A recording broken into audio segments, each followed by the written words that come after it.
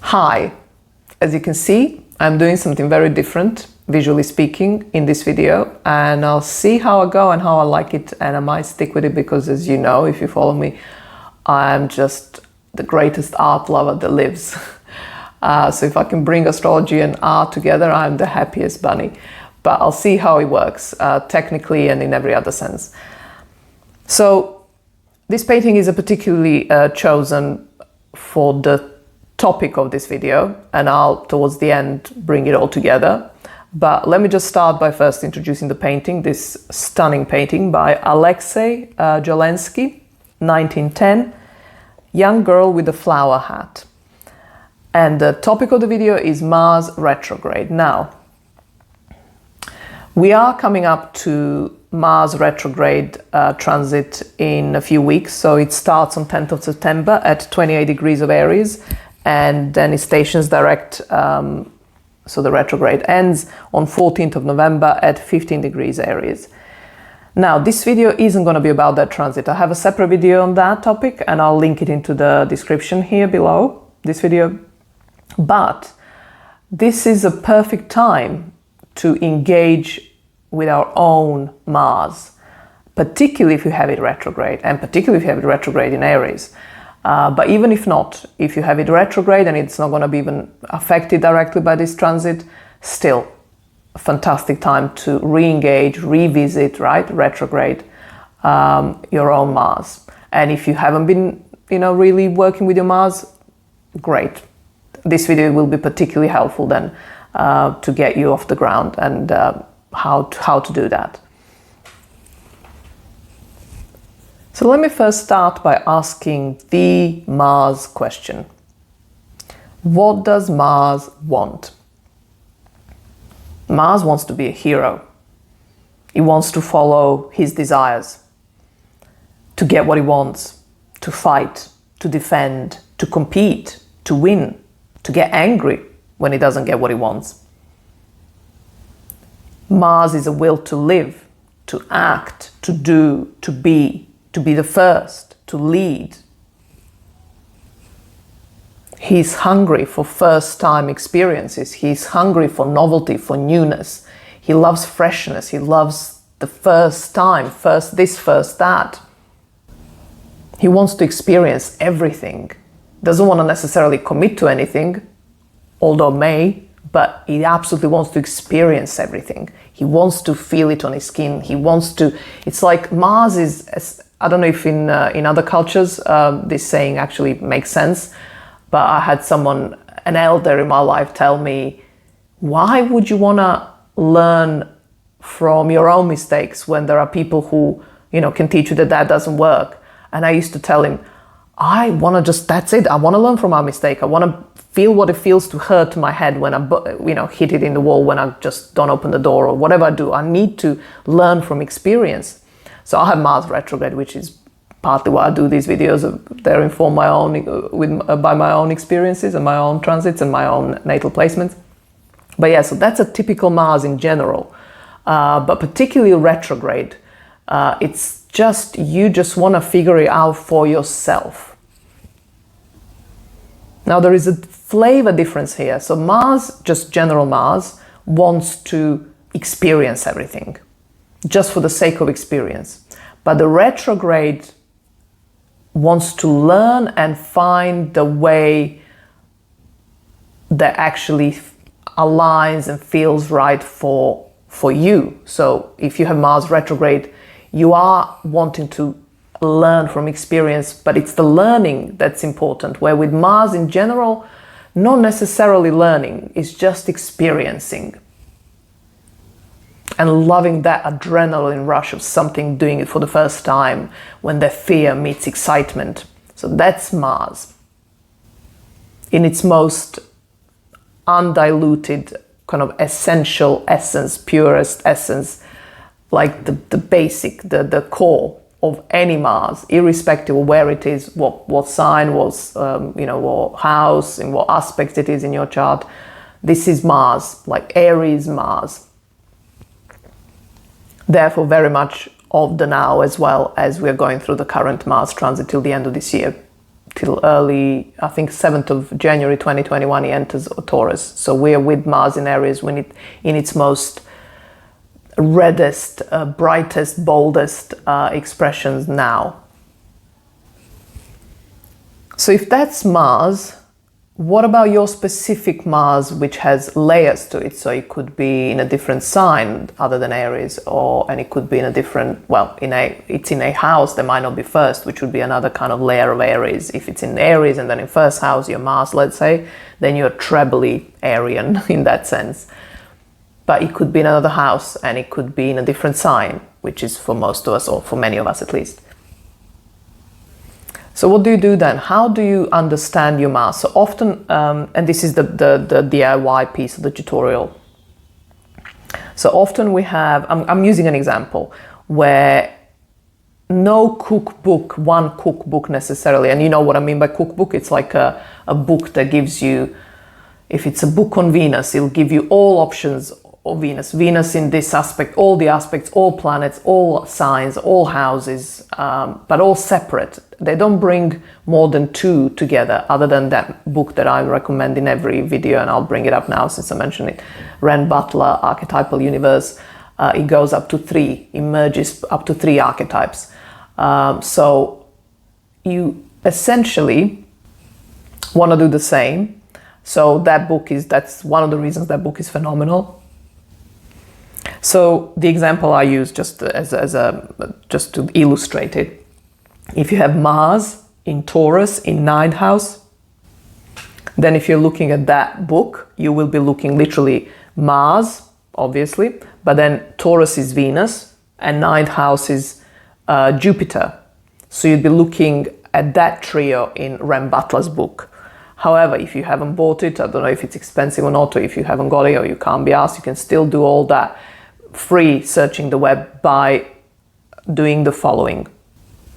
So because Mars is in Taurus, you want to look at Mars conjunct Venus, Mars opposite Venus, Mars square Venus, Mars trine Venus. Because it's in 9th house, you want to look at Mars conjunct Jupiter, opposite Jupiter, square Jupiter, trine Jupiter. And you want to look at Venus and Jupiter in all these aspects: conjunction, opposition, square, trine, to understand how Taurus in 9th house behaves. But the understanding comes from all these sources. You'll be gathering all this information, all these articles, and the way I do it is like I literally just, when I used to study to death and back, I'd read everything that's ever written, then I'd select. But this is the key. This is how you learn astrology the best way. Learn it for yourself, live astrologically, and essentially use astrology to understand yourself, not use yourself to understand astrology, right? It's really, your goal is to, if you follow me, and the only reason I do these videos is to help you understand yourself using astrology.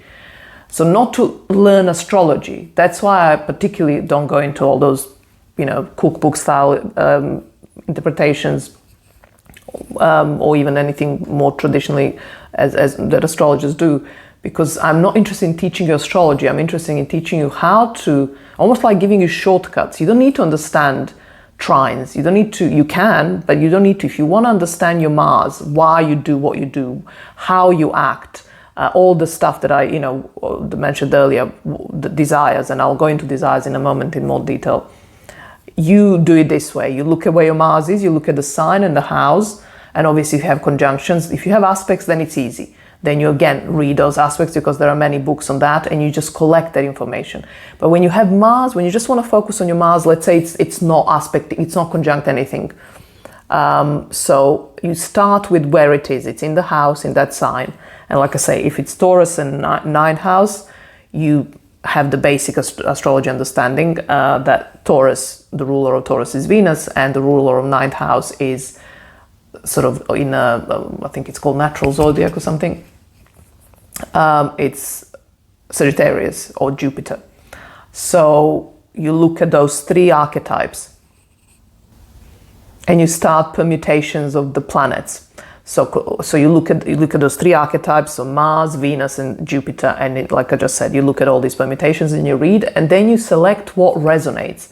And like I keep saying, if it makes you go, you love it, great, then it's you also collect it in one file, and then particularly the ones that you just know you're really struggling with, and it's offering you, it's telling you that that's the struggle of that particular constellation is and that aspect, etc. But also often it gives you suggestions of how to maybe work through that. So that's a goal. So collect all these in one place and have a notebook dedicated to your astrology. Have a notebook dedicated to each of the archetypes to understand you through those archetypes. You can also go more like spice it up or mix it up. So you can go Venus in 9th because you have Taurus in 9th house, or you can go Sagittarius in 2nd house, or Venus in Aries, or Aries in 9th house. You get my gist and drift and tip, hopefully, right? So that is how you study your Mars, and then observe yourself, how you actually are, how's that playing out in your life, and see what advice this Mars can offer you to improve, to feel better, to do better, to have a happier life, whatever your goals are. And goals are particularly Mars language, Mars desires. Mars is a go-getter and goal achiever, and Capricorn is too, but Mars is the one that will do the work, the legwork. So this was the first piece. Understand your Mars, meet him at its home, wherever it lives in your own chart, as I just suggested you do. The second piece is look at your Pluto. Particularly pay attention if your Pluto aspects your Mars, in whatever aspect that is. Now, why is that? Pluto is essentially what drives Mars. Or in other words, Mars is the messenger. Mars is the soldier of Pluto, or the messenger maybe. I mean, soldier is the Mars language, but messenger is more Mercury. But in this instance, it really is a messenger of Pluto. And what that means is that Pluto, in astrology that I adhere to, that I practice, that I resonate with, which is evolutionary astrology, which looks at Pluto as being the soul, and our soul's desires, the reason we incarnate, because our soul has desires that she still needs to fulfill. And I use these pronouns he and she. I know they're gender specific, but just for the ease of, speak for me at least, it comes out easier that way.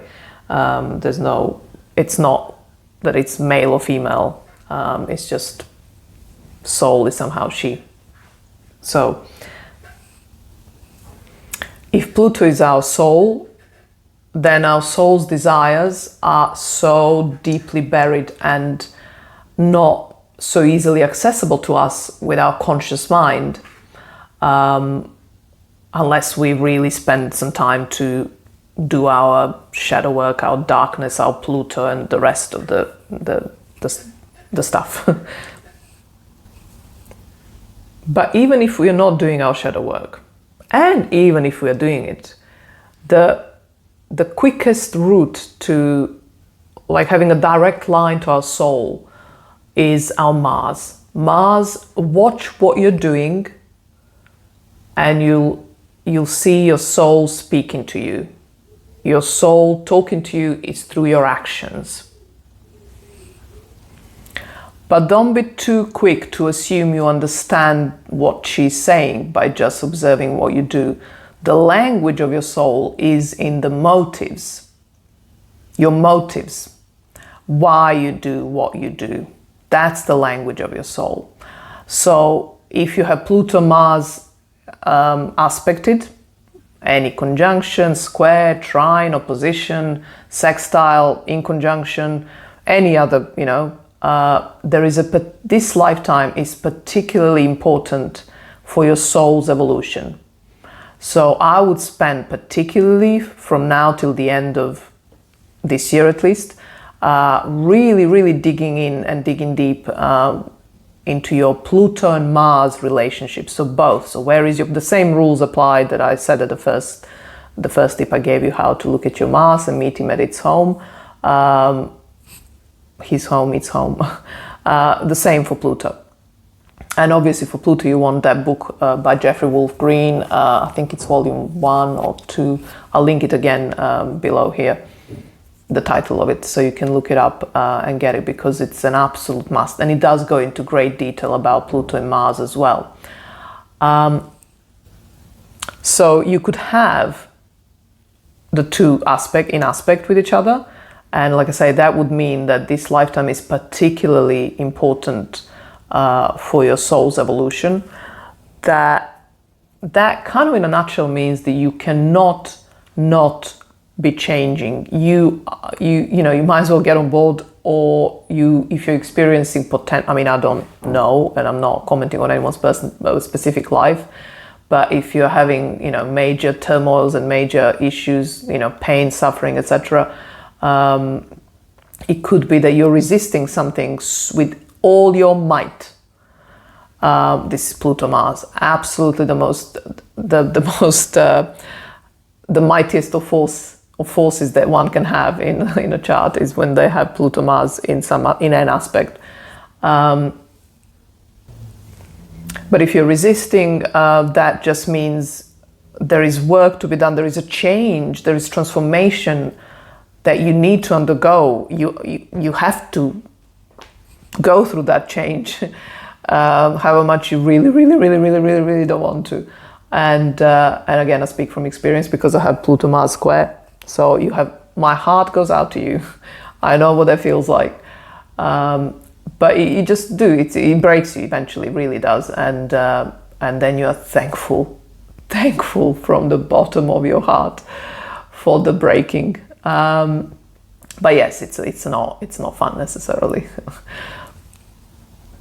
But so to just summarize on Pluto Mars in aspect, if you have them in aspect, this lifetime is particularly important for you to do some serious shadow work and just inner work, soul work, however you call it, doesn't matter, shadow, the individuation, blah, blah. But you need to be doing the work, and you will be changing whether you like it or not. So might as well just get on board and kind of enjoy the ride if you can, because it can be enjoyed in a very, unique way, intense, and where fear is excitement, really is,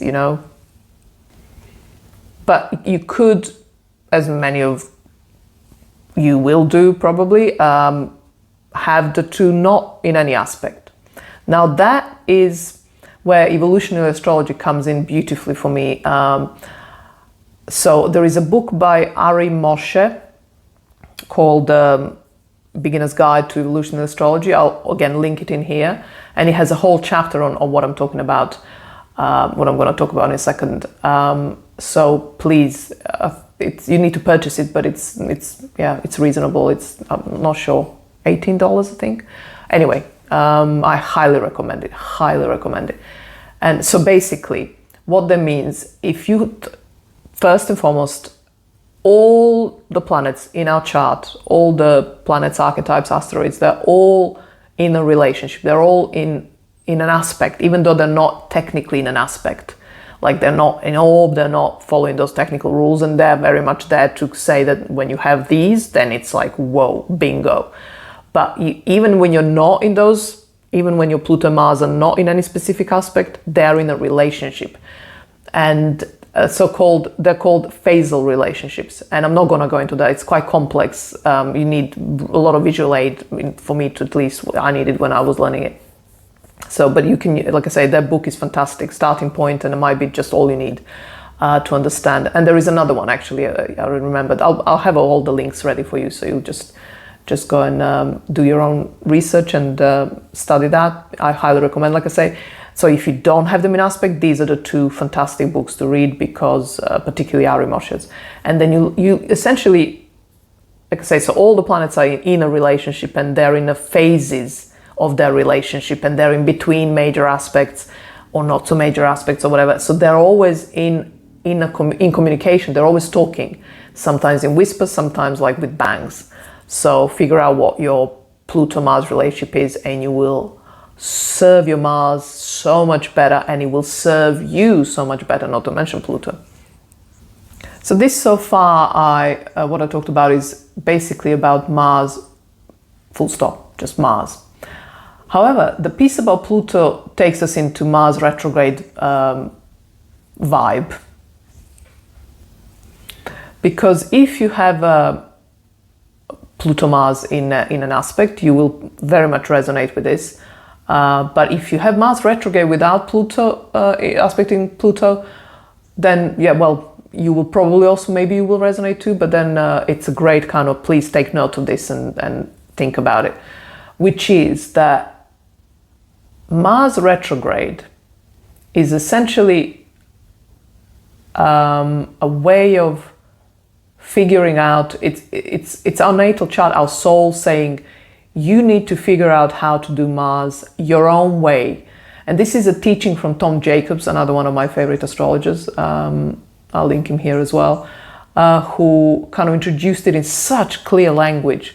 Tom has Saturn in Gemini on his public, he has his chart public on his website, so you can also check it out. But so his language can really just trim the language of any excess and just kind of, that's it, just to the point. So that's why I love it. Probably my Mercury in Gemini loves it. But so yeah, so he kind of really clarified that for me in a just succinct way. But even without Tom's, studies, not that you shouldn't, I highly recommend you go and work with him and study him. But I would just think of retrograde as this RE, right? Revisiting, reviewing, rethinking, redoing, remaking, whatever planet we're talking about. So this goes for any retrograde. And why do we do that? We keep, and what's our criterion when revisiting and redoing? It's like, is this right? Is this right? And how do we know it's something right? If it's right for us, right? What else can we know? We might think we know that is it right by someone else, but hopefully whoever's watching this video is someone who's gone past that stage when you don't really, that ultimately you're your own authority and you're the only one who knows what's right for you. So the retrograde periods, when we have them in the skies, are always about figuring out what that planet is for us. What does it mean for us? In addition to kind of like literally having conversations, again, if it's Mercury that we may have had, or having to, rethink about certain things, revise, rewrite. But again, because it's not right, it's not the way we need to say, do it, see it, make it, etc. So do you see my point here, how I'm connecting Tom Jacobs and just how we generally talk of retrogrades, is that essentially it's the same thing. It's that retrogrades, any planet retrograde, is essentially a call to figure out for ourselves how to do that planet. So when you have Mars retrograde, all the things about Mars that are listed at the beginning and any others you will find as you research your Mars. So that's another thing. When you research your Mars and you have Mars retrograde natally, be very careful and cautious not to jump on the bandwagon of all others, unless you're reading about Mars retrograde. Well, even so, always with Mars retrograde, just second guess everyone else and like, is that right? Is that what Mars does? Is that, I don't really feel anger in the same way that whoever's describing. I don't really have that way with people, in another Mars description somewhere. You'll find that is your response over and over again if you have Mars retrograde, because your Mars retrograde is a unique Mars, as in you do that Mars your own way, or you're figuring out how to do it your own way. And obviously, particularly since it's Mars, and particularly if it's in a fire sign or any sign, I suppose, air sign as well, maybe. Anyway, any sign, potentially you could be, slipping and really learning from mistake after mistake after mistake, and many ouches, and having to redo remake, just redo you, not necessarily anything or anyone else. So because of this, you can also find yourself that you feel like you are unsure what to do, and that's right. You're not sure what to do because you have no model of how something is done. And this could be such a stumbling block, as in such a detour, such a red herring. So please be mindful if you're Mars retrograde native. Please be mindful of, first, not beating yourself up because you feel unsure. And second, so you're kind of like, you know, your Mars wants to be brave and bold and, you know, heroic. And yet you kind of feel cowardly, sheepish, timid or something. And you just, you know, maybe, like I say, beat yourself up because of it, or feel, you know, even worse, shame or something, or guilt. So please don't, or give yourself a break there. Those are just cues that what you're seeing and what you're judging yourself against, measuring yourself up against, is not your measure. That is so important to know for Mars retrograde. And I stress Mars retrograde for every planet, obviously, but Mars retrograde because Mars retrograde is, you know, your health. If your Mars is healthy, you are healthy. You know, that is so important. That's why it's so important to, if you have Mars retrograde, to not use other people's standards to judge what you do, how you do it. As long as you are clear on your motives and you're okay to act from those motives. Again, you are the judge whether those motives are right and they're good to act on, even if, again, many will think not. So in order to keep your Mars healthy, because without Mars healthy, you could have all kinds of physical problems. And yes, they could be to do with, you know, head and whatever Mars type of things. But I just mean generally, you could be lethargic, you could be feeling just off and all. I mean, I'm nowhere near medical astrology.